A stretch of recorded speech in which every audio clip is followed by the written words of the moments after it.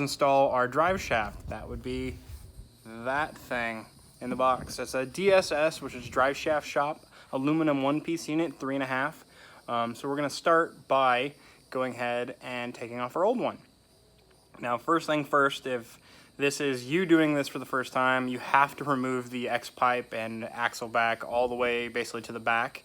And it basically has to be done on a lift to do that, or jacked up really, really high like I have the car. So the car is way, way in the air. It needs to be that high so that you have enough room to crawl under it and get to it. So I don't know what size the bolts are yet. We're gonna get under there, I'm gonna test it, and we're gonna take off 4 of them, two in the back, 2 in the front. Then we'll rotate the drive shaft, take off 2 more, and call it good. So guys, this is a 12mm hex or a 12mm 12 point. You're gonna have to get in there and give it a good pry. This is with a whole 1/2-inch drive, and I had to brace my knees down below me here on the side of the car to get it broken loose. So some of you guys are gonna ask, why am I even doing a drive shaft? It's not needed, blah, blah, blah. Well, in the 2011 to 2014, especially V6 Mustangs, there's an inherent problem with the 2-piece drive shaft where it tends to break going over about 100, 105, 110, 115 miles an hour. Now, yeah, some of you are gonna say, oh, well, I've done that. So have I in this, and it hasn't broken. However, it's happened to many people. So, getting rid of that death trap, because I don't wanna die, and we're gonna throw that one in. So, that one gone, time for a new one. Check that thing out, guys. So basically, that end goes on the rear end where the differential is. So I gotta take this adapter piece off, bolt it on, and then I bolt the drive shaft to the adapter. Crazy. So I guess I'm gonna get started taking the little differential changing piece off. It's a big Allen head. I hate it when they use those. How are you supposed to get an Allen head tight? These out, guys. It uses a T50 Torx head is how I'm doing it. So I got some of them out. I got one more left. Now we can go ahead and put that on. This is the adapter plate that'll go on my differential. I just have to take those 4 big ones over there through the 4 big holes and tighten them down. They are going to go to, I don't know why it says 6. There's definitely not 6, but either way, it's probably 47. No, those are 45. So 45 foot-pounds, and we'll be fine on this. I'm just getting these tightened in, guys. Pretty easy, actually. It's just a T55 size. Just gonna have to walk them down. They're actually fairly long, so this is gonna take a hot minute. All right, guys, got that piece in, so now it's time to actually put the drive shaft in. Looks pretty good, all nice and shiny, billet aluminum.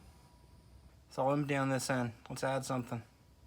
So I'm gonna go ahead and put the drive shaft in at least part way. I'm not gonna have any footage of this, so it's really dead simple. That end goes at the back. The other end goes at the front. Yeah, that's about all there is to it. You got your 4 original bolts that go back in the front. Remember to use thread locker on your drive shaft always, because there's lots of vibration. And then I'm using these big long ones in the rear to hook it to the adapter plate. It's really that simple. Get everything torqued down to spec, and then we're gonna move on to the next part. There we go, guys.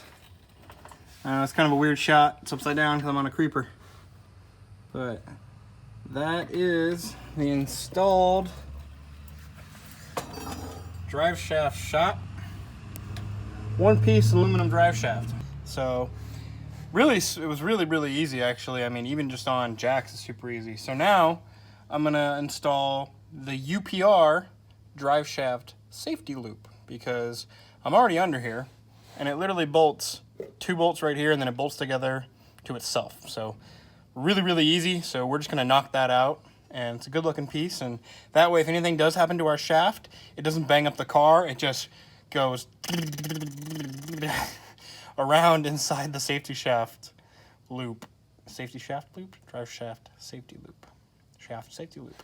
So yeah, it just goes around in the shaft safety loop, or in the safety loop, let's say, and it doesn't hurt anything. So yeah, we would need new U-joints or a new drive shaft or whatever, but it doesn't bang up the car, so we stay safe that way. I'm I'm only doing a front one because if it falls off the back, it usually doesn't hurt all that much, but also it just gets drug, whereas in the front it can gouge into the ground, and that's what has happened to those stock ones. They break, fall down at high speeds, and they basically pogo the car, they make it roll, or all kinds of crazy stuff. So that's really all we're stopping it from doing, is really gouging the ground.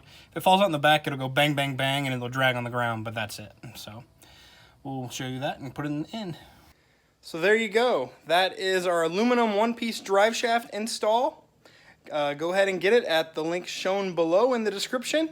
It is part of also our Stage 2 kit along with these long tube headers.